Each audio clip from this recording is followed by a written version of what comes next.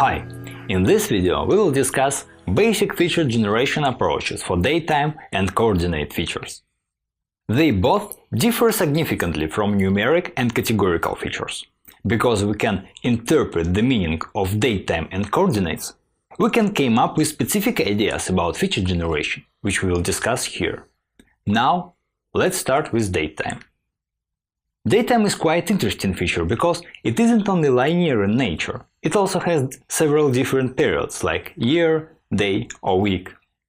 Most new features generated from datetime can be divided into two categories. The first one, time moments in a period, and the second one, time passed since particular event.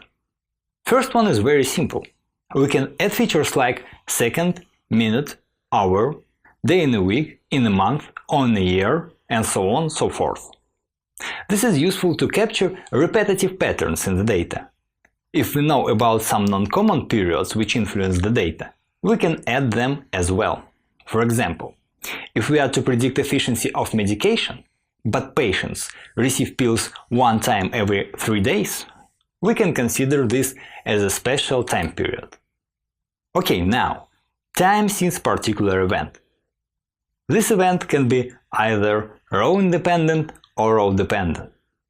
In the first case, we just calculate time passed from one general moment for all data, for example, from year 2000.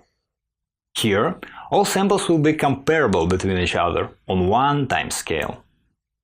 As the second variant of time since particular event, that date will depend on the sample we are calculating this for.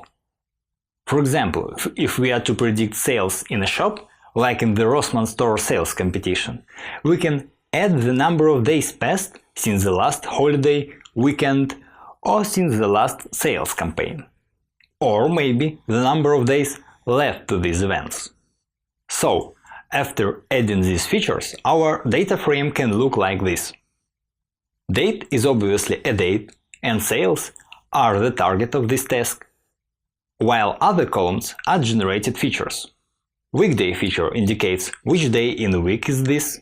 Day number since year 2014 indicates how many days have passed since January 1st, 2014.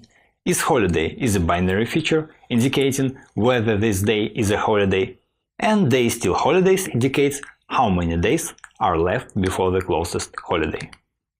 Sometimes we have several datetime columns in our data.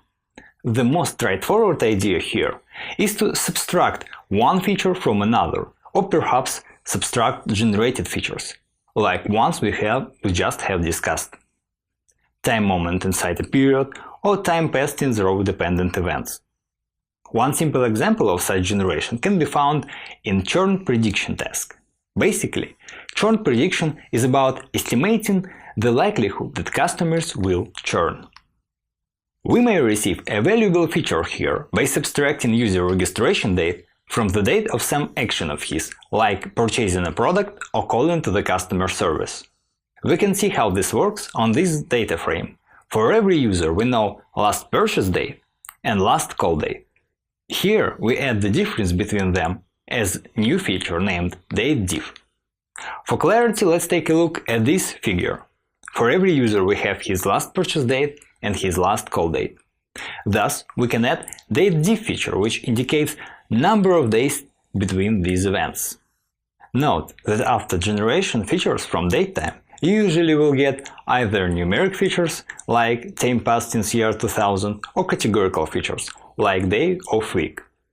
And these features, now, are need to be treated accordingly, with necessary pre-processings we have discussed earlier. Now, having discussed feature generation for datetime, let's move on to feature generation for coordinates. Let's imagine that we are trying to estimate the real estate price, like in the Deloitte competition named Western Australia Rental Prices, or in the Sberbank Russian Housing Market competition. Generally, you can calculate distances to important points on the map.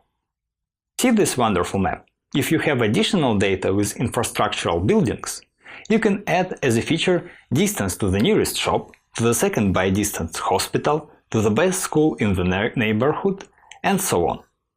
If you do not have such data, you can extract interesting points on a map from your trained test data.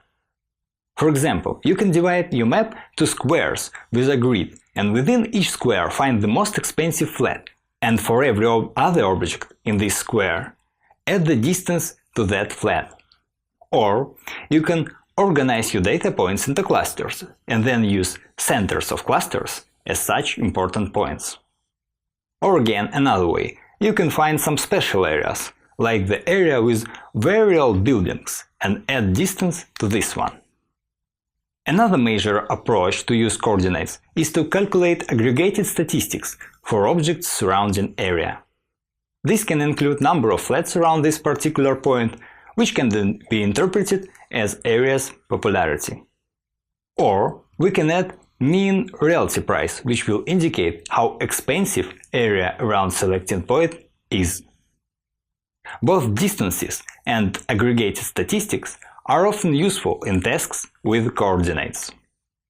One more trick you need to know about coordinates, that if you train decision trees on them, you can add slightly rotated coordinates as new features, and this will help a model make more precise selections on a map. It can be hard to know what exact rotation we should make, so we may want to add all rotations to 45 or 22.5 degrees.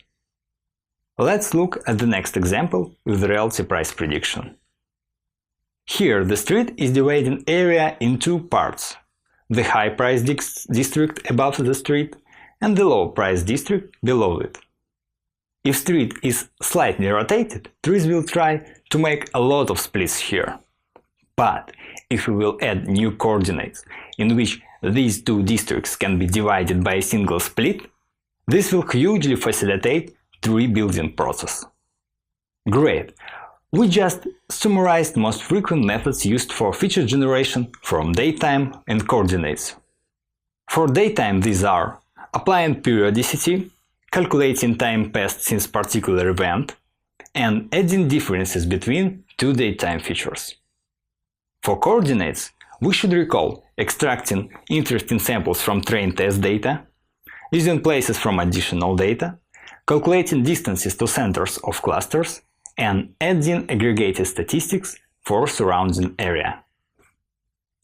Knowing how to effectively handle datetime and coordinates, as well as numeric and categorical features, will provide you a reliable way to improve your score and will help you devise that specific part of solution, which is often required to beat very top scores.